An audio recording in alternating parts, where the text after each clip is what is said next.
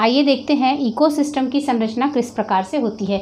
Ecosystem या पारितंत्र की संरचना या स्ट्रक्चर ऑफ पारितंत्र या स्ट्रक्चर ऑफ इकोसिस्टम में मुख्य दो घटक होते हैं, हमने बताया, एबायोटिक कंपोनेंट और बायोटिक कंपोनेंट, यानी कि अजैविक घटक और जैविक घटक, दो मुख्य रूप से घटक होते हैं जिनका आपस में इंटरेक्शन होता है और इकोसिस्टम का निर्माण होता है। तो इनके मुख्य घटक संरचनात्मक रूप से दो घटक हैं, एबायोटिक और बायोटिक, ये याद रखिए। एबायोटिक कंपोनेंट में मुख्य रूप से 3 पार्ट में डिवाइड कर सकते हैं इसको अध्ययन की दृष्टि से। इसमें ऑर्गेनिक कंपोनेंट, इनऑर्गेनिक कंपोनेंट और क्लाइमेटिक कंपोनेंट। ऑर्गेनिक मीन्स कार्बनिक घटक, इनऑर्गेनिक माने अकार्बनिक और क्लाइमेटिक माने वातावरणीय घटक। इनऑर्गेनिक कंपोनेंट के अंतर्गत हम उन कार्बनिक कंपोनेंट या ऑर्गेनिक कंपोनेंट के अंतर्गत या कार्बनिक घटकों के अंतर्गत ये उन पदार्थों को रख सकते हैं जिनका निर्माण जैविक घटकों के द्वारा हो रहा है।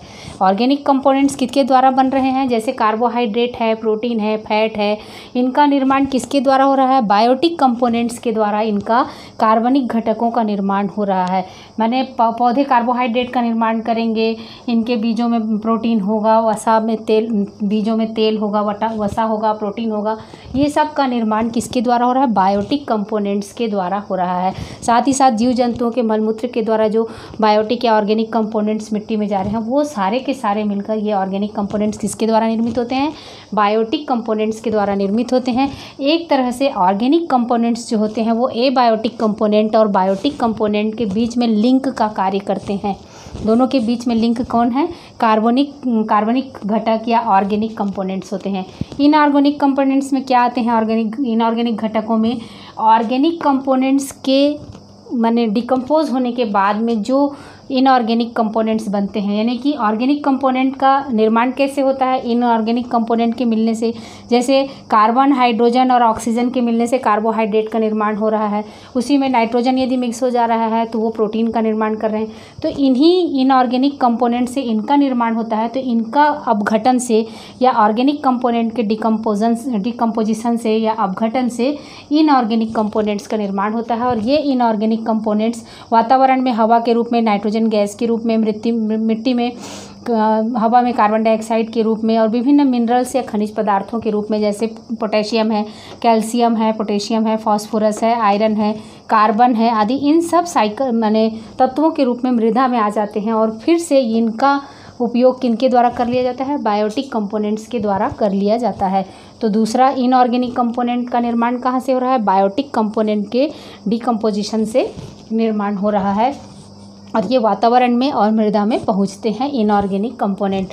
उसके बाद आते हैं तीसरा, क्लाइमेटिक कंपोनेंट्स जो होते हैं, वातावरणीय घटक जो होते हैं। एबायोटिक माने जिसमें जीवन नहीं है, बायोटिक मीन्स जिनमें जीवन पाया जाता है, माने पेड़ पौधे और जीव जंतु जिनमें जीवन पाए जाते हैं वो बायोटिक कम्युनिटीज़ में या बायोटिक कंपोनेंट्स में आएंगे। और एबायोटिक में ऐसे कंपोनेंट्स हैं जिनमें कोई जीवन नहीं है लेकिन जीवन के मुख्य घटक होते हैं। और क्लाइमेटिक कंपोनेंट्स में आएंगे वातावरणीय घटक, जैसे वातावरणीय तापक्रम है, प्रकाश है, वर्षा है, आर्द्रता है, इन सब के बिना भी बायोटिक कंपोनेंट्स की मतलब उसका अस्तित्व जो है वो संभव नहीं है। माने इनका जीवन अच्छे से चलने के लिए ज़रूरी है इन वातावरणीय घटकों का। तो कुल मिलाकर ये सारे इनऑर्गेनिक कंपोनेंट्स जो हैं वो ऑर्गेनिक कंपोनेंट्स को यानी कि जीवों को अच्छे से जीवन चलाने के लिए आवश्यक होते हैं। तो ये इस तरह से एक दूसरे पर निर्भर हुए। इनऑर्गेनिक कंपोनेंट्स जो हैं वो किन पर, बायोटिक कंपोनेंट्स, और एबायोटिक कंपोनेंट्स जो है वो आपस में इंटर रिलेटेड हैं या एक दूसरे पर निर्भर हैं। अब दूसरा आता है बायोटिक कंपोनेंट अर्थात जीव जंतु जो होते हैं। तो जीव जंतुओं को कितने लेवल में विभाजित किया गया है, एक तो है प्रथम उत्पादक के रूप में, और दूसरे जो हैं वो उपभोक्ता के रूप में, और तीसरे जो हैं वो अपघटक के रूप में। यानी प्रोड्यूसर्स जो उत्पन्न करते हैं एनर्जी को, कंज्यूमर जो इसको यूज़ करते हैं, और डिकम्पोजर जो इसको फिर से वातावरण में डालते हैं। तो इस तरह से 3 लेवल है, एक तो उत्पन्न करने वाले का, दूसरा उपभोग करने वाले का, और तीसरा उसको नष्ट करने वाले का। उत्पादक, उपभोक्ता और अपघटक, प्रोड्यूसर्स, कंज्यूमर्स और डिकम्पोजर्स कहलाते हैं। तो ये उपभोक्ता जो होते हैं वो 3 लेवल में होते हैं, प्राइमरी, सेकेंडरी और टर्शियरी, प्राथमिक, द्वितीयक और तृतीयक। 3 उपभोक्ताएं होती, 3 प्रकार के उपभोक्ता होते हैं। उपभोक्ताओं का 3 स्तर होता है, प्राथमिक उपभोक्ता, द्वितीयक उपभोक्ता और तृतीयक उपभोक्ता। प्राथमिक को कहा जाता है primary consumer, secondary consumer, tertiary consumer. तो सबसे पहले देखते हैं, पहला लेवल होता है इनका पोषण के स्तर के आधार पर इनको विभाजित किया जाता है। तो पहला स्तर जो होता है पोषण का, वो सबसे पहले सूर्य की ऊर्जा को ग्रहण करते हैं और वो इनऑर्गेनिक यानी कि अकार्बनिक तत्वों से, जैसे कार्बन डाइऑक्साइड और पानी से, अकार्बनिक पदार्थों से कार्बनिक पदार्थों का निर्माण करते हैं, अर्थात कार्बोहाइड्रेट्स और प्रोटीन और फैट का निर्माण करते हैं। कौन? प्रोड्यूसर्स यानी कि हरे पेड़ पौधे। तो वन के पारितंत्र में बड़े जो हरे पेड़ पौधे होते हैं वो आएंगे प्रोड्यूसर्स के अंतर्गत, या ग्रीन प्लांट्स जो होंगे। तो ये पोषण का स्तर कौन सा होगा? ट्रॉपिक लेवल फर्स्ट होगा। कौन सा? प्रोड्यूसर यानी कि हरे पेड़ पौधे। दूसरा ट्रॉपिक लेवल होगा, जो हरे पेड़ पौधों को खाते हैं उनको कहा जाता है प्राइमरी कंज्यूमर्स या प्राथमिक उपभोक्ता। हरे पेड़ पौधों को उपयोग करने वाले, उनको खाने वाले, उनको कहा जाता है प्राथमिक उपभोक्ता या प्राइमरी कंज्यूमर्स। यानी कि पोषण का स्तर कौन सा हो गया? T2 हो गया। यहाँ पर पोषण स्तर हरे पेड़ पौधे क्या थे? T1 थे। प्राथमिक उपभोक्ता जो इनको खाते हैं वो किस में आ जाएंगे? T2 में आ जाएंगे। यानी कि यहाँ पर ट्रॉपिक का लेवल दूसरा हो जाएगा, लेकिन कंज्यूमर लेवल यानी उपभोक्ता का स्तर कौन सा हो जाएगा? प्राथमिक या प्रथम हो जाएगा। तो इसको कौन सा लेवल कहेंगे? कंज्यूमर लेवल C1 कहेंगे। तो अब देखिए पोषण स्तर T2 में प्राथमिक कंज्यूमर्स आते हैं जो हरे पेड़ पौधों को खाते हैं, उनको कहा जाता है हर्बीवोर्स या शाकाहारी। जो पेड़ पौधों को खाते हैं उनको क्या कहते हैं? हर्बीवोर्स या शाकाहारी कहते हैं। इसके अंतर्गत जैसे गाय हैं, बकरी हैं, डियर हैं, रैबिट है, यानी काऊ, गोट, डियर, रैबिट आदि होते हैं, और अन्य जितने भी शाकाहारी होते हैं वो इसके अंतर्गत आएंगे। कौन से लेवल में? T2 लेवल में आएंगे, यानी कि प्राइमरी कंज्यूमर्स या प्राथमिक उपभोक्ता में आते हैं। द्वितीयक उपभोक्ता कौन से होंगे? सेकेंडरी कंज्यूमर कौन होंगे? जो प्राइमरी कंज्यूमर्स को खाते हैं। तो प्राइमरी कंज्यूमर्स को यानी कि हरे पेड़ पौधे खाने वाले शाकाहारियों को जो खाते हैं उनको कहा जाता है कॉर्निवोर्स या मांसाहारी। ठीक है। जो इन जंतुओं को खाते हैं, जो शाकाहारी हैं, उन शाकाहारी जंतुओं को खाने वालों को कहा जाता है कॉर्निवोर्स। कॉर्निवोर्स यानी कि मांसाहारी कहा जाता है। तो इनमें मांसाहारी जो है वो सेकेंडरी कंज्यूमर लेवल पर आते हैं, जो प्राइमरी कंज्यूमर लेवल के जीवों को खाते हैं। तो इनमें आएंगे जैसे फॉक्स है, लोमड़ी है, पिकॉक है, मोर है, भेड़िया है, लोमड़ी है, ये सब किनको खाएंगे? बकरी, डियर, रैबिट इत्यादि को खाएंगे। तो ये किसके अंतर्गत आएंगे? ट्रॉपिक लेवल T3 में आ जाएंगे। लेकिन कंज्यूमर का लेवल कौन सा होगा? उपभोक्ता का स्तर दूसरा होगा। ये द्वितीयक उपभोक्ता में आएंगे। उसके बाद तृतीयक उपभोक्ता जो होंगे वो किसको खाएंगे? टॉप कंज्यूमर्स कहलाते हैं तृतीयक उपभोक्ता, जो द्वितीयक उपभोक्ता को खाते हैं या भक्षण करते हैं उनका, जैसे कि लॉयन है, टाइगर है, चीता है, वल्चर है, माने कि लॉयन माने शेर, बाघ, चीता और गिद्ध आदि जो होते हैं, लॉयन, टाइगर, लेपर्ड, वल्चर आदि जो होते हैं वो किसके अंतर्गत आते हैं? टर्शियरी कंज्यूमर के अंतर्गत आते हैं, यानी कि तृतीयक उपभोक्ता के अंतर्गत आते हैं। तो इनका पोषण स्तर कौन सा हो गया? ट्रॉपिक लेवल T4 हो गया, है ना। लेकिन कंज्यूमर का लेवल कौन सा होगा? C3 होगा। अर्थात C1 में कौन आएंगे? काऊ, गोट, रैबिट होंगे। C2 यानी कि सेकेंडरी कंज्यूमर में आएंगे फॉक्स, पिकॉक, वुल्फ आएंगे। C3 अर्थात टर्शियरी कंज्यूमर लेवल में आएंगे लॉयन, टाइगर और लेपर्ड आएंगे। ठीक है। और इन्हीं को टॉप कंज्यूमर कहा जाता है, क्योंकि लॉयन, टाइगर, लेपर्ड इस सबको कोई और उसके आगे उनको खाने वाला कोई नहीं है, बल्कि इनकी मृत्यु के बाद इनको डिकम्पोज करते हैं। कौन? इनको अपघटित करते हैं उनके शरीर को, उनको कहा जाता है डिकम्पोज़र। ये डिकम्पोज़र्स के अंतर्गत आते हैं बैक्टीरिया, फंजाई आदि सूक्ष्म जीव जो होते हैं। बैक्टीरिया, फंजाई आदि सूक्ष्म जीव जो होते हैं वो किनको करते हैं?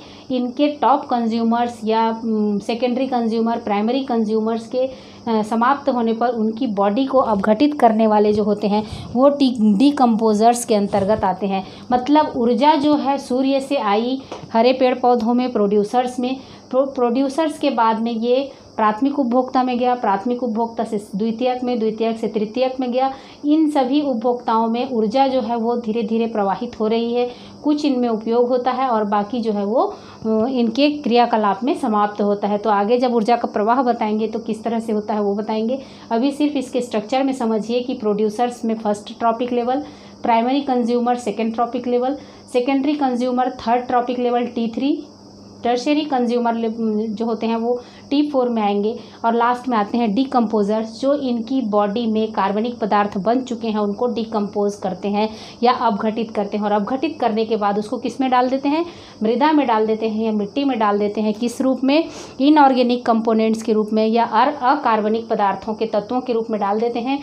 और ये अकार्बनिक पदार्थ जो होते हैं वो चक्र के द्वारा, कार्बनिक चक्र, कार्बन का चक्र, नाइट्रोजन का चक्र आदि जो भी मिनरल्स के जो साइकिल्स होते हैं उनके द्वारा वापस से किन में पहुंच जाते हैं, ये प्रोड्यूसर्स में पहुंच जाते हैं। और ये प्रोड्यूसर्स जो होते हैं वो फिर से आगे की ओर इसको प्राइमरी, सेकेंडरी, टर्शियरी और डिकम्पोज होते हैं। तो इस तरह से प्रकृति का पूरा बैलेंस बना रहता है। इकोसिस्टम में सारे बायोटिक कंपोनेंट और एबायोटिक कंपोनेंट इंटर रिलेटेड होते हैं, एक दूसरे पर निर्भर होते हैं, एक दूसरे से क्रिया करते हैं और पूरी तरह से एक सिस्टम की तरह कार्य करते हैं। इसीलिए पर्यावरण के बायोटिक और एबायोटिक फैक्टर्स जो होते हैं वो आपस में मिलकर एक सिस्टम का निर्माण करते हैं और वही सिस्टम कहलाता है इकोसिस्टम।